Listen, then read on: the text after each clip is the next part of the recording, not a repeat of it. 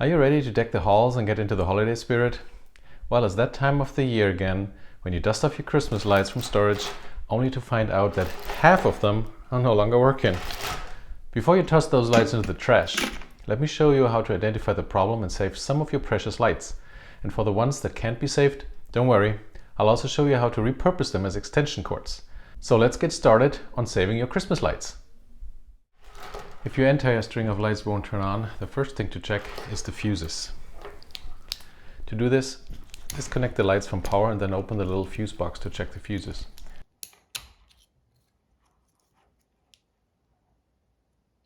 Alternatively, you can use the string as an extension cord and plug in a working light or any other device you have handy to check if the fuses are blown.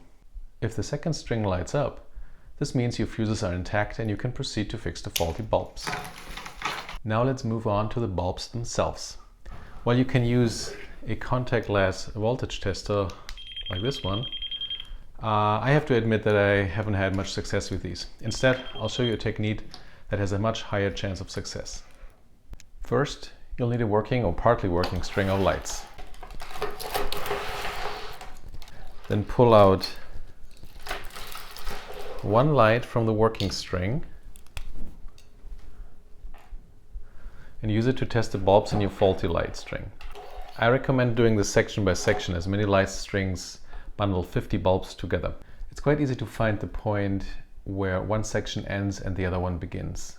Look for the spot where there are only 2 wires between 2 bulbs instead of 3. This indicates the start of a new section of lights that would work properly. Next, remove all the lights from the faulty section and insert them one by one into the socket where you removed the working bulb. If all the lights turn on, put the bulb into the keep pile. If it doesn't light up, but the rest of the string does, put it into the maybe pile. If no lights turn on, discard the light. Once you're done, check if you have enough bulbs in your keep pile to equip one full section of lights.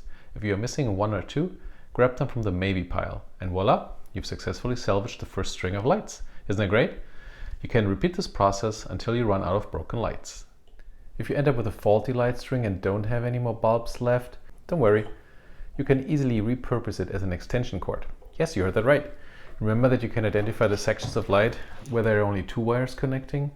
You need to keep exactly those sockets that connect the sections and discard the rest.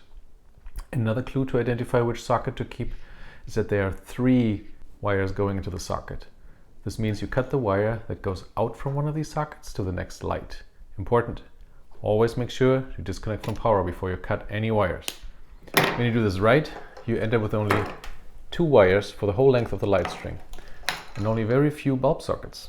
I would highly recommend insulating the remaining sockets and cut wire. Remember, there's 110 volts going over it. You can use electrical tape, for example, and wrap it around. If you have the tools, you can even get rid of the last sockets and solder and crimp them. That's it for my video. I hope you have a wonderful holiday season filled with lots of lights and decorations to bring the holiday spirit to your home. Happy decorating!